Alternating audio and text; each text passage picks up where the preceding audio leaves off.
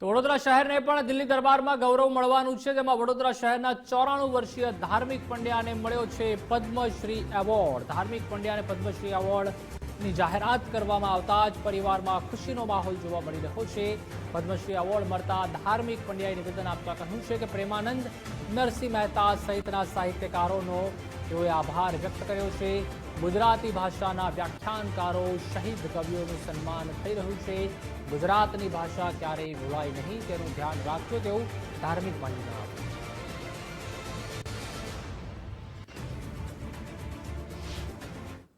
આ પદ્મશ્રી એવોર્ડ જે પ્રાપ્ત થયો છે એ મને ખૂબ આનંદ છે, કારણ કે આ જે પદ્મશ્રી એવોર્ડ મને નહીં પણ આપણા ગુજરાતી સાહિત્યને સમૃદ્ધ બનાવનાર એવા પ્રેમાનંદ છે, નરસિંહ મહેતાને ફાળે જાય છે, નાકર છે, ભારણ છે, આ બધા જે થઈ ગયા હેમચંદ્રાચાર્ય। એટલે મને અત્યંત આનંદ તો એ છે કે આપણી ગુજરાતી ભાષા અને ગુજરાતી ભાષાના જે કલાકારો, આખ્યાનકારો, કવિઓ એનું સન્માન થઈ રહ્યું છે। વડોદરા શહેરને ફરી એકવાર ગૌરવ પ્રાપ્ત થયું છે। વડોદરા શહેરમાં વસતા ધાર્મિક પંડ્યા કે તેઓને પદ્મશ્રી એવોર્ડ થી સન્માનિત કરવાના છે। આપણી સાથે ધાર્મિકભાઈ છે, તેમની સાથે વાત કરીશું। શું કહેશો દાદા, કેવી લાગણી પહેલા તો આ એવોર્ડ થી સન્માનિત થવા? શું ખૂબ આનંદ થયો। ભારત સરકાર, ગુજરાત સરકારે આ પદ્મશ્રી એવોર્ડ આપીને મારી મધ્યકાલીન કલા, પ્રેમાનંદની કલા, આખ્યાન કલા એને ખૂબ માન આપ્યું છે। એનો મને આનંદ છે આજે એવોર્ડ મળ્યો છે તેનો।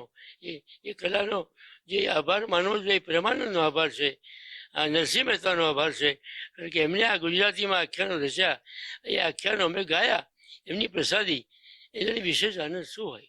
દાદા, કોઈ યાદગાર પ્રસંગ અથવા તો કોઈ એવું ઘટના બની હોય કે અત્યાર સુધી યાદ આવતી હોય? મારી ઘટના તો બે ચાર બધી છે। એક તો રાજકોટમાં મનોજસિંહ જાડેજાના ત્યાં પુત્રના લગ્નમાં કોઈ પણ સમયની પાબંદી વિના 8 કલાક સુધી મેં આખ્યાન કર્યું છે। અને આગ્રામાં દીક્ષિતજી, શીલા દીક્ષિતને ત્યાં પુત્રના લગ્નમાં ત્યાં પણ સમયથી મેં કીર્તન કર્યું છે। એ મને આજે પણ યાદ છે, હું ભૂલી શકું એમ નથી।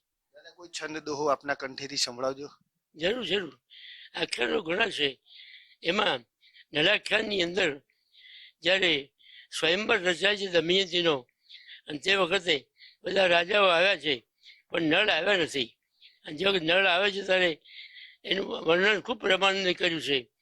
આવ્યો નળ આવ્યો રે, જાણે ઉગ્યો બીજો બાણ, ઓ નળ આવ્યો રે, જવ મનમાં રખણ દમયંતી મનમાં હરખે રે, ઓ નળ આવ્યો રે। બધા જે બીજા રાજાઓ હતા એ લોકોની લાગણી દુભાઈ, અને તેથી વરમાળા પહેરવા માટે જ્યારે દમયંતી આવે છે ત્યારે કોઈ આડા ઉતરે, કોઈ થાય, અને ગળે વરમાળા નાખે ત્યાય, એવી ઈચ્છે છે મનમાય। ઉનળ ઉનળ ઉનળ ઉનળ ઉનળ ઉનળ, આવું કહીને તે વખતે પ્રેમાનંદે આ હાસ્યનો, વિનોદનો પ્રસંગ વર્ણન કર્યો છે। પ્રેમાનંદ બધા જ રસો ને જાણીને, ખાસ કરીને એમનો હાસ્ય છે, કરુણ છે, આ બધા જ રસો એક રસમાંથી બીજા રસમાં ઉતરતા હતા, એવા એ પ્રેમાનંદનો પ્રણામ કર્યો છે। દાદા, ખાસ કરીને આપના પિતાશ્રી પણ આ લાઈનમાં હતા, તમે પણ ખૂબ લાંબુ 94 વર્ષ થઈ ગયા સતત। હવે આગળ કોણ સંભાળશે આ વારસાને? અહીં આગળ મારા બંને પુત્રો તૈયાર જ છે। ચિરંજીવ પ્રદ્યુમ્ન અને મારી સાથે બેઠા છે, એ પણ માન સાથે જ આખ્યાનો કરે છે, એને મને અત્યંત ખુશી છે। એ મોઢેથી વ્યક્ત કંઈ વાણીથી કહી શકાય એવું નથી। અત્યારે ઘણા કાર્યક્રમના થઈ રહ્યા છે, એ મને બહુ સંતોષ છે કે ચાલો આ પરંપરા લુપ્ત થતી બચી ગઈ છે। શ્રેય કોને આપશો આ એવોર્ડનો? જી, શ્રેય કોને આપશો? કોને આ જે કોના ચરણોમાં અર્પિત કરશો? અર્પણ મારા પિતાશ્રી ચરણોમાં અર્પિત કરું છું કે બધો આભાર તો એમના તરફથી મને પ્રાપ્ત થયો છે, એ મને મળ્યો, મેં મારા પુત્રોને આપ્યો છે। એટલે એમના પિતાશ્રી અને માતાશ્રી બંને અમારે ત્યાં શારદા મ્યુઝિક ક્લાસીસ ચાલે છે, એમાં પણ આજે મારા મોટા પુત્ર માણ એ ચલાવે, એમાં શીખવાડે છે। એટલે મારી માતા અને પિતા શારદા, મારી માનું નામ પણ શારદા, સરસ્વતીનું નામ પણ શારદા, અને આ બધા એમના આશીર્વાદથી થયું છે, માટે એમના ચરણમાં હું અર્પિત કરું છું। મયંકભાઈ પણ છે। મયંકભાઈ, શું કહેશો, કેવી લાગણી આજે પિતાશ્રીને મળી છે? તમે પણ હવે વારસો આગળ સંભાળવાના છો।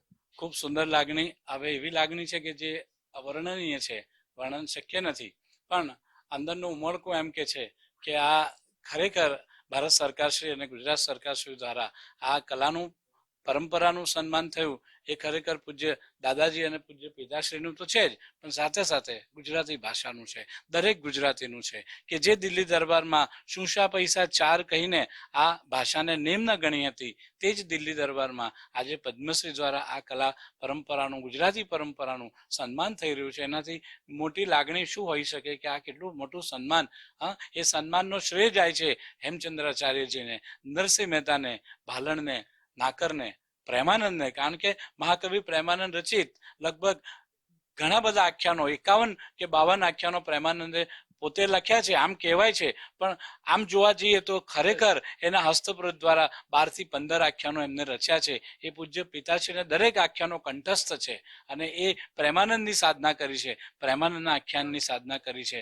આ પરંપરાને જીવંત રાખવામાં પૂજ્યશ્રીનો તો સાથ સહકાર છે જ, પણ મારા પૂજ્ય દાદાશ્રી પણ આ પરંપરાને એટલી જીવંત રાખી. એમનો વારસો પિતાશ્રીને મળ્યો, એ વારસો અમને મળ્યો અને એ વારસો વર્ષો સુધી આપ જેવા મીડિયાના સહકારથી, કારણ કે પહેલા આ કલા પરંપરા રાજા રજવાડાઓ દ્વારા સચવાઈ ત્યારથી આજ સુધી આવી છે, પણ હવેની આ પરંપરા આગળ જશે એનો શ્રેય એક તો ભારત સરકારને પ્રણામ કરીને આપું, ગુજરાત સરકારને, અને ત્રીજો શ્રેય જો હું આપું તો મીડિયા આપ સૌને કે જે આ કલા પરંપરાને પ્રચાર પ્રસારમાં લાવવા માટે ખૂબ મોટો સહયોગ આપી રહી છે. ખરેખર મારી પાસે શબ્દ નથી આભારની આગળના. હું ખરેખર ગદગદિત છું, ખૂબ આભારી છું. અસ્તુ.